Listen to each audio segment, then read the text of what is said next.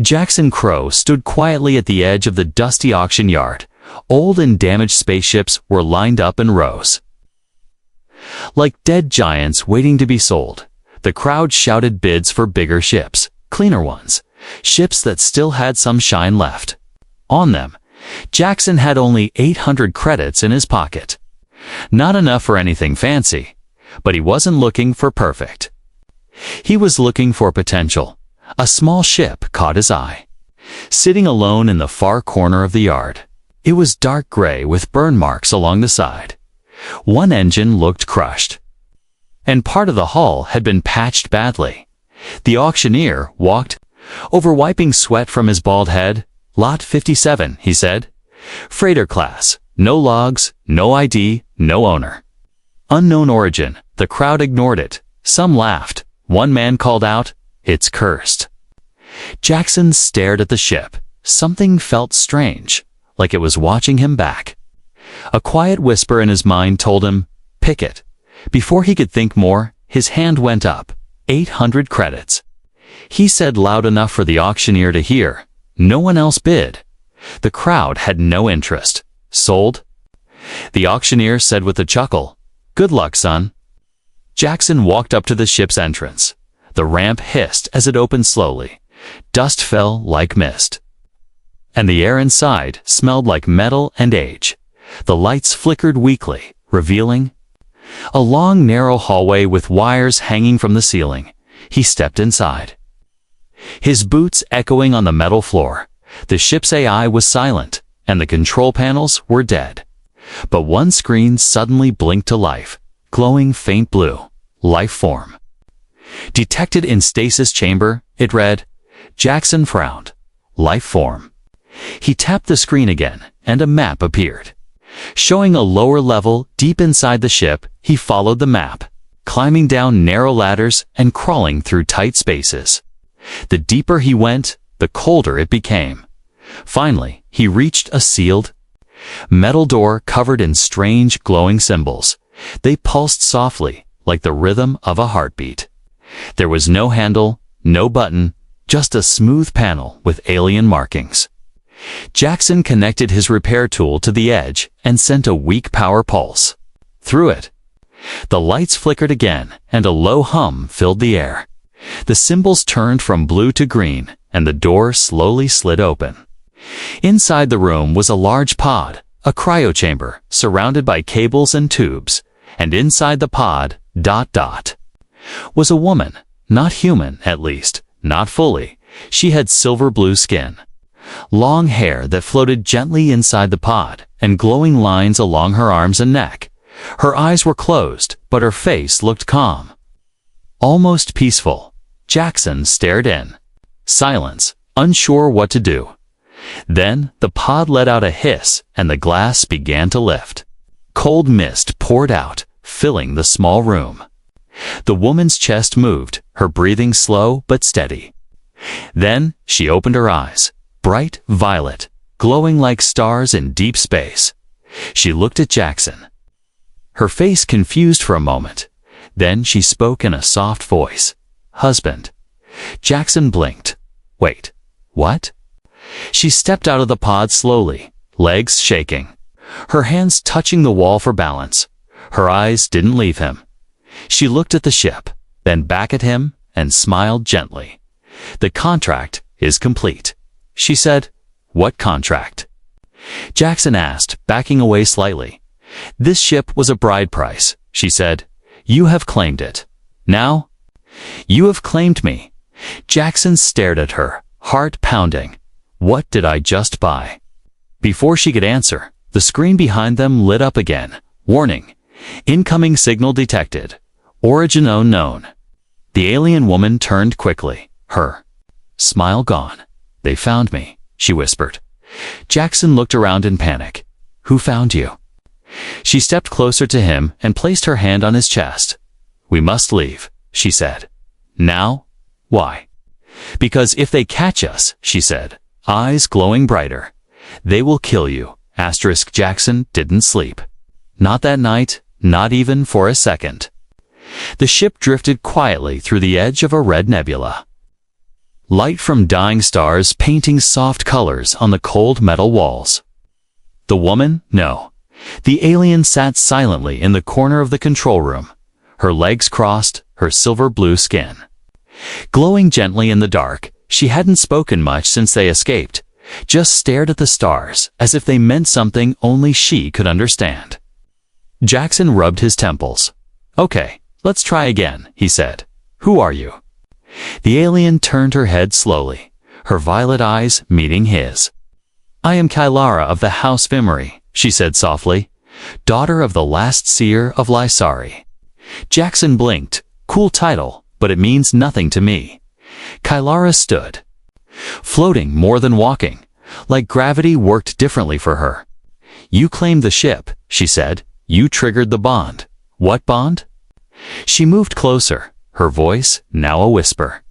"The ship you bought was part of a forgotten treaty, one that bound the vessel, the guardian, and the bloodline."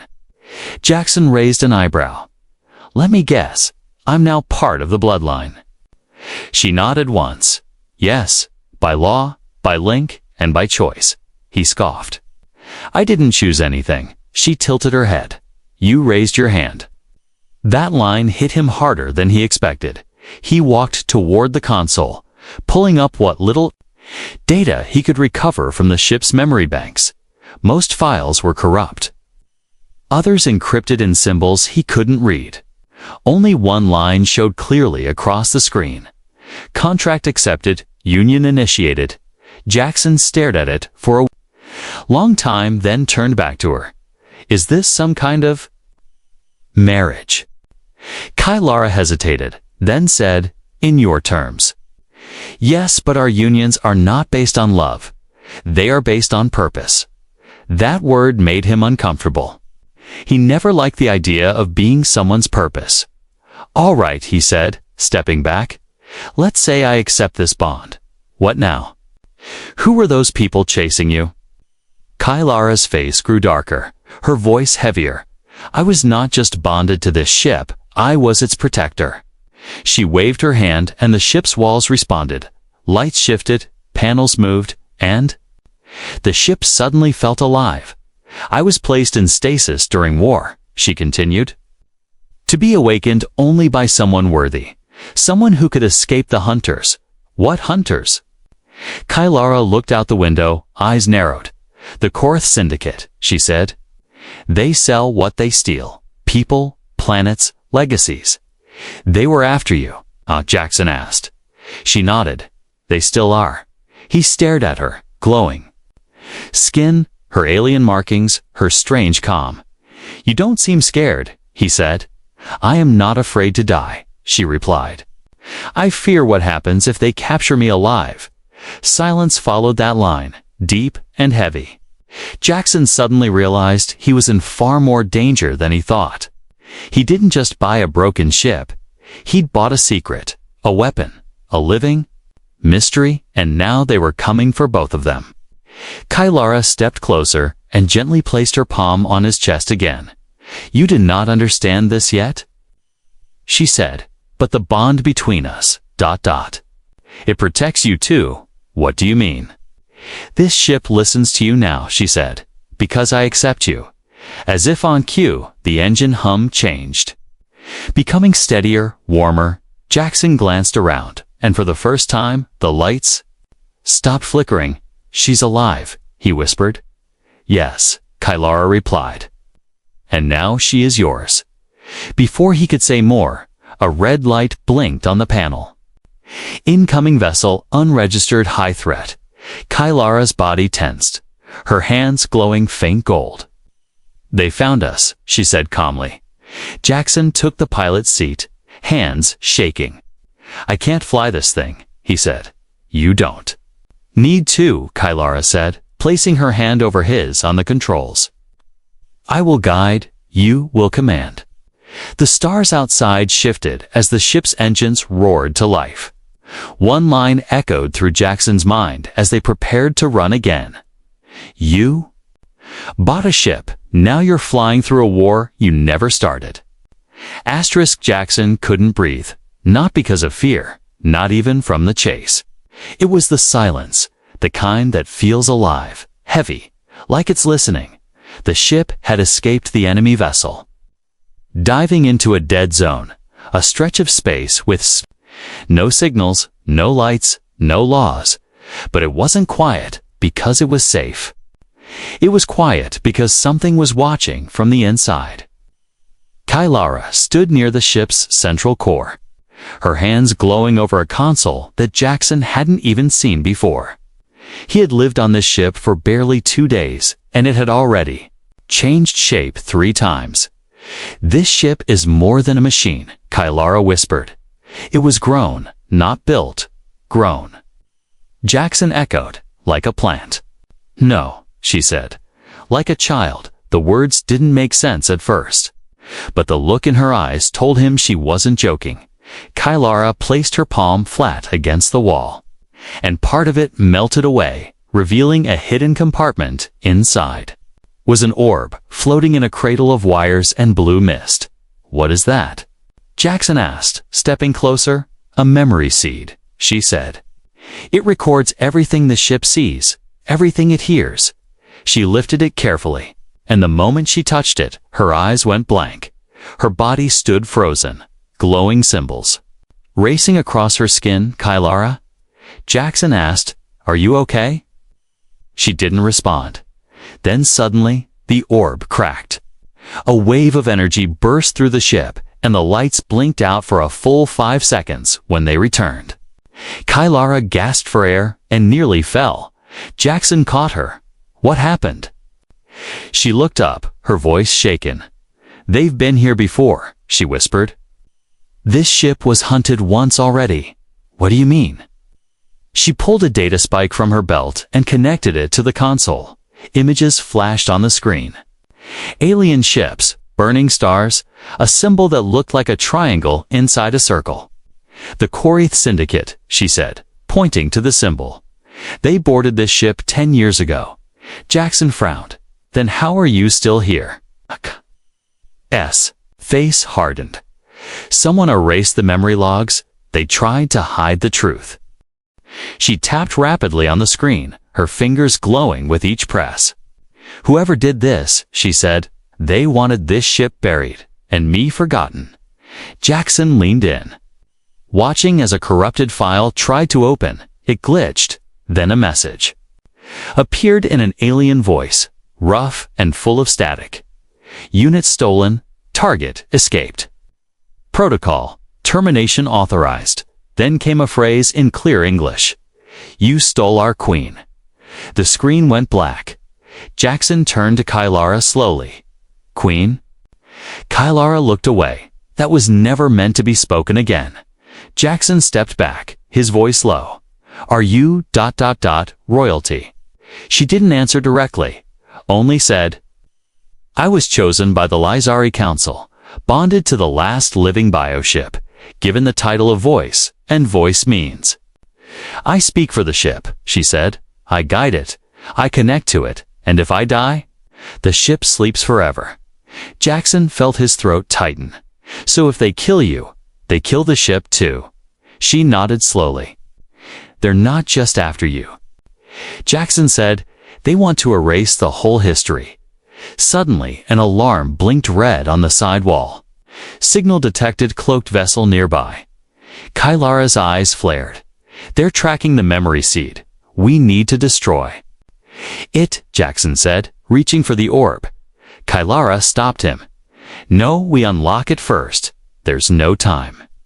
"There is always time for truth," she said firmly. Jackson watched her as she pressed her forehead gently to the orb, whispering something in a language he didn't know. The orb lit up once more, this time releasing a smooth stream of light.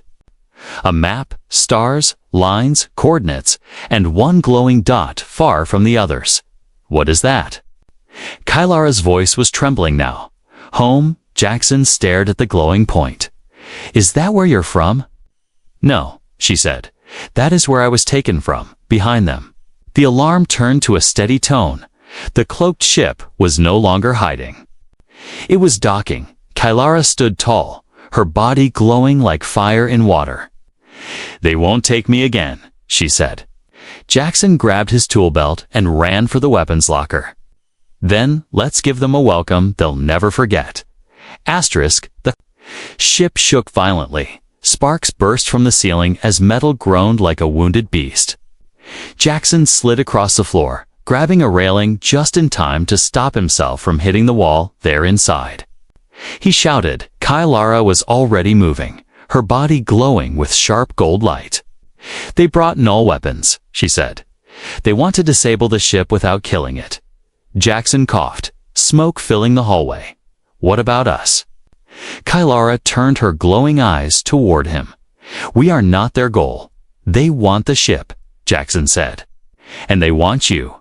She nodded once, "Because I am the last key." The doors to the central chamber exploded open behind them, and figures in dark armor stormed in. 6 of them, tall and silent, faces hidden behind smooth helmets. They didn't speak, didn't shout, just raised their weapons in perfect sync. "Run!" Kylara shouted. Jackson didn't argue. They dashed through the narrow corridors, the ship shifting its walls to help them, doors closing behind them automatically, paths rerouting in real time. "This ship is alive," Jackson whispered as he ran. "It's trying to protect us," Kylara answered, without turning. "She remembers me now." They reached the engine room. Deeper than Jackson had ever been before. It was warm, glowing with soft blue energy that pulsed like a heartbeat. Kylara placed her hand on the core, and it responded immediately. Lights danced, and new panels rose from the floor. "She's giving us a way out," Kylara said. "A backdoor path through the lower engine shaft." Jackson looked down the narrow tunnel. "We can fit through that." Kylara smiled for the first time. "Only if we believe," before Jackson could reply. The ship screamed, a sound like metal tearing and thunder crashing at once. "They're forcing the command bridge," Kylara said. "If they reach it, they'll overwrite the ship's mind." Jackson didn't understand half of what she said, but the fear in her voice said everything. "Then let's go," he said, crawling into the shaft. The tunnel was tight. Glowing veins of energy running along the walls like nerves. Jackson crawled first, Kylara behind him, her light making the path ahead clear. "Why are they so desperate for this ship?" he asked as they moved. Kylara's voice echoed softly. "Because it's the last of its kind." Jackson kept crawling. "And you? What makes you so important?" There was a pause. Then she said, "Because I'm not just bonded to the ship." Jackson stopped, turning his head. "Then what?" She whispered, "I was made from it." His heart skipped. "You mean? You were created by the ship?" "No," she said. "I was created with the ship." She crawled closer, her voice quiet, as if telling a forbidden truth. "The Lysari Council designed us together, biopilot and living vessel. 2 minds born from the same core." Jackson was silent, trying to take it in. Kylara touched the wall gently as they crawled, and the ship responded with a soft hum. "She is my sister, my shadow, my twin," Kylara said, "and when the war came, they tried to split us." Jackson felt his throat tighten. "You were hidden away." "Yes," she said. "But now that I'm awake, she is remembering." And so are they. They reached the end of the tunnel. A hatch opened silently before them. The room beyond was strange. It looked like a cathedral made of starlight. Tall columns pulsed with alien symbols, and in the center was a throne. Jackson stepped forward. "What is this place?" Kylara walked to the throne, her posture changing, stronger, regal. "This is where I was crowned," she said. Before everything was taken, she sat down. And the ship responded instantly. Power surged through every wall, every panel, every wire. Alarms outside turned to static, then silence. Jackson stared at her, stunned. "You're not just a pilot." She opened her eyes, glowing like supernovas. "I am the ship's will," she said, "and you are now part of it." The wall in front of them turned into a display. showing the attackers frozen in place, their weapons locked, unable to fire. The ship is overriding them, Kylara said. She doesn't see them as guests anymore. Jackson stepped closer. What happens now? Kylara stood, her voice calm and dangerous. Now we stop running. She raised her hand. And the ship responded. The intruders vanished in a flash of white light, erased by the ship's defense system. Silence returned, and Jackson slowly sat on the floor, breathing hard. You're really a queen? He asked, still processing everything. She sat beside him and smiled. I was, she said softly, but now might become something more. Jackson looked at her, unsure whether to feel fear, awe, or something else. Whatever you are. He said, you're not alone anymore. Asterisk, the stars outside the ship no longer looked dangerous. They looked like home. Jackson stood near the observation deck, staring at a glowing gas giant as it spun quietly below them. He wasn't running anymore. Not for now. Kylara stood beside him, not speaking, not glowing, just watching him in silence. It had been 2 days since the attackers vanished. 2 days since she sat on the throne and became someone else. He couldn't forget what she said. I was made with the ship. Jackson turned to her. You haven't said much. Kylara nodded once. Words are not always useful. Then, try anyway, he said, with a small smile. I'm not good at guessing alien moods. She tilted her head, considering his face like it was a puzzle. I was raised in silence, she said. My people believed emotions were sacred, meant to be hidden, not shared. Jackson chuckled. Sounds lonely. Kylara looked out the window again, her voice soft. It was. They stood there. For a while, the silence now calm, not heavy. Tell me about your people, Jackson said. Tell me about you. Kylara took a slow breath, then walked to a table in the middle of the chamber. She pressed her hand against it, and the surface changed, showing a glowing forest under twin moons. Lasari, she said. My homeworld. Jackson stepped closer, the hologram glowing between them. The trees sing when the wind passes. She said, our cities float, not because of machines, but because the ground does not like to be stepped on. He blinked. You lived in floating cities, ... because the ground has feelings. Kylara nodded seriously. All things are alive if you listen hard enough. Jackson smiled gently. What did they think of humans? She looked at him. Most never saw one. And you? He asked. What do you think of us? She paused, then said, you are loud, reckless, fast, but also kind. You saved me, she said simply, even when you didn't understand who I was. Jackson leaned against the table.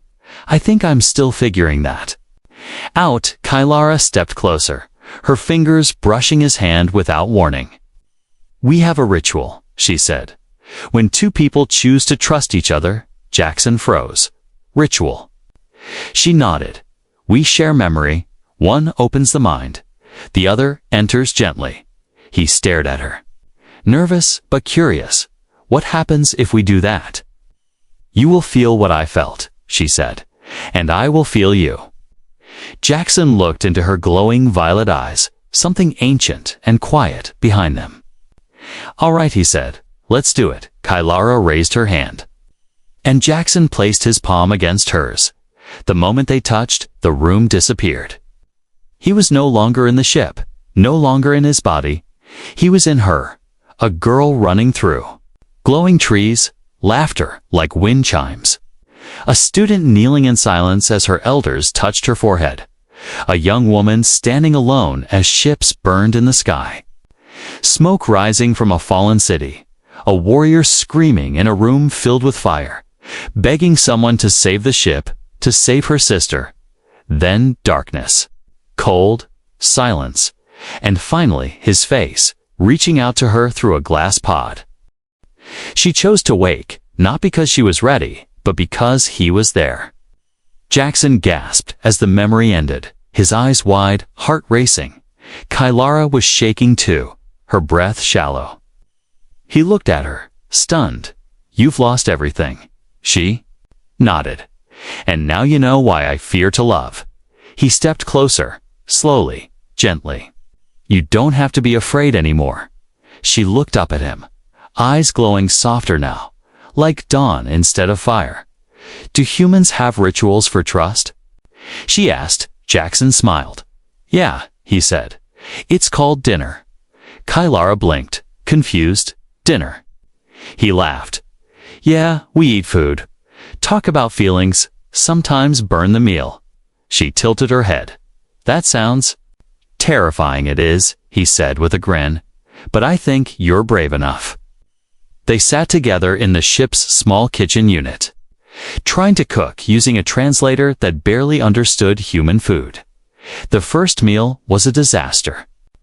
Burned, half-frozen, and somehow glowing, but they laughed. Real, honest laughter, and for the first time since waking from her pod. Kylara smiled without sadness. Jackson watched her across the table, his heart quieter now, but fuller. Whatever this was, whatever they were becoming, it was no longer just survival. It was connection, and maybe, just maybe, something close to love. Asterisk, the stars outside were gone. Not hidden, not blocked, gone. The ship floated inside a strange prom day. The ship floated inside a strange pocket of space, a place where light didn't behave the way it should. Jackson stared through the viewing screen, his heart pounding. What is this? Kylara stood at the command deck, her body tense, her glow dimmer than usual. "It's not a place," she said quietly. "It's a weapon." Jackson looked again, then realized the stars weren't missing. They had been erased from inside. The dark, something massive moved. A ship. Larger than anything Jackson had ever seen. Bigger than cities, shaped like a crescent blade. "They've come," Kylara said, her voice full of dread. The Korith flagship alarms didn't sound. This time? The ship didn't scream, didn't warn. It simply knew it had seen this enemy before. And it was afraid.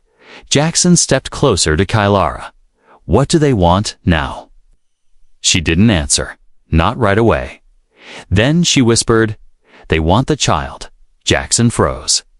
"What?" Kylara placed a hand over her belly, her eyes glowing faint gold.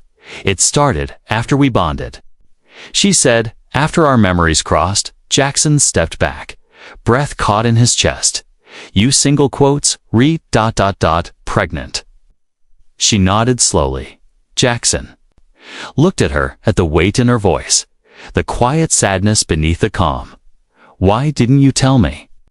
"I didn't want it to be real," she said. "Not in a world still full of war." Outside, the enemy ship moved closer, dark and silent. "We have to leave," Jackson said, reaching for the controls. Kylara didn't move. "We can't." "Why?"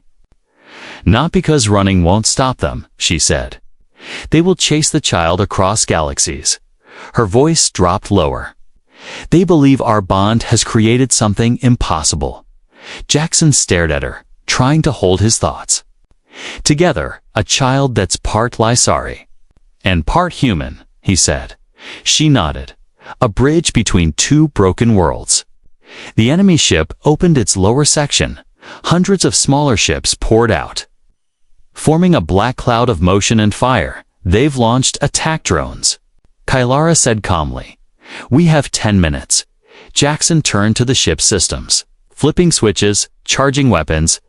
Opening comes. Is the ship strong enough to fight them? Kylara didn't answer right away. Then she walked to the center of the room and placed her hand on the floor. The ship responded with a low hum, and new weapons unfolded from hidden panels along its hull. Said, "But we must give her a reason." Jackson looked at her. "What reason?" Kylara met his eyes, and for the first time, her voice broke slightly. "Hope," she said. "A future worth surviving." The control room shifted. Screens moved. Walls opened. New commands appeared. Jackson felt the ship listening to him now, not just following orders, but understanding them. They were no longer pilot and machine. They were one. The first wave hit like a meteor storm. Explosions rocked the ship.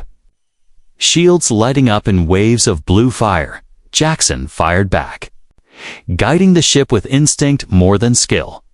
Laser cannons lit up space, cutting down dozens of drones. Still more came. Kylara stood behind him, glowing brighter now, her energy flowing into the ship like sunlight into stone. "You're feeding it," Jackson said. "With what?" "With everything I am," she whispered. "Because if we lose, this child becomes legend, not life." More enemies closed in, and the ship took a hard hit on the left wing. Systems screaming. "We can't hold them forever," Jackson said. Through clenched teeth, Kylara stepped forward. Placing both hands on the command stone in front of her, "I can trigger the memory core," she said. "It will release everything, every weapon, every secret." Jackson looked at her sharply. "What's the catch?" "If I do it," she said softly, "I won't come back." "No," Jackson said immediately. "There's another way." She smiled gently. "Some destinies can't be escaped." But before she could activate the core, a message blinked. Across the screen, incoming transmission, source, unknown language, human. Jackson hit accept, confused and desperate. A voice spoke, broken but clear. "Jackson Crow, stand by, help is coming." Jackson stared at the screen. "Who?" The voice returned, stronger now. "This is the Terran Alliance. We received your beacon." Ships began jumping in human vessels, armed and angry, engines glowing like fire. Kylara gasped. "Your people, they came." Jackson smiled. "Guess I'm not the only one who couldn't forget you." The battle turned. The dark sky now filled with both fire and hope. Kylara sat down, her hands still on her stomach, eyes full of quiet wonder. "The future just changed," she whispered. Jackson looked out the window at the chaos, the war, the light. "No," he said. "It's just beginning." The war ended in silence. No last explosion, no dramatic speech, no final scream. Just silence, the kind that only follows something truly big. Jackson stood on the bridge, eyes staring out at the wreckage. Broken ships floated like skeletons across the stars. Some human, some alien, some ... unrecognizable. But the enemy flagship, the Korith blade ship, was gone. It had been erased by the ship's final strike. A blast so powerful it lit up systems halfway across the quadrant. And yet, somehow, Kylara had survived. She now lay resting in the med chamber, her energy low but alive. The child, their child, still growing, still safe. Jackson sat beside her, holding her hand in silence. "You stayed," she whispered, without opening her eyes. "Wasn't planning to," he said, with a small smile. "But the ship likes you more than it likes me." She gave a soft laugh, just a breath of it. Then she opened her glowing eyes, calm and steady. "The council will come," she said. "The galaxy will want answers." Jackson nodded. "Then we give them answers." A few days passed. The ship, now fully awake, had repaired itself, reformed into something new. Its dark metal was now etched with glowing symbols, a mix of Lysari script and human code. Message written into its hull for the galaxy to see. "We are not enemies. We are the next beginning." A council fleet arrived first, ships from many worlds. Some came with fear, some with wonder, all with questions. They demanded to speak to the one who awakened the core. Kylara stood before them, robes flowing, her skin now shining with golden light, a sign of life growing within her. Jackson stood beside her. No uniform, no rank. Just a man who refused to run. They listened as Kylara spoke of history, of memory, of the ship's legacy. Then Jackson spoke, not in political words, but in truth. "I didn't know what I was doing," he said. "I just bought a broken ship." He looked at Kylara and smiled. But sometimes, what looks broken is just waiting for the right person to fix it. The council didn't cheer. They didn't bow. They simply listened and chose peace. That was enough. Soon after, a strange thing happened. Ships from Earth and Lasari began working together. Scientists from both species studied the ship, the bond, the child. They called it the First Union. Not a kingdom, not an empire, something new, something chosen. A place where history didn't divide. It connected. Months passed. Jackson and Kylara didn't become rulers. They became guides. She taught the old ways of balance and memory. He taught the human way: trial, error, and trying again anyway.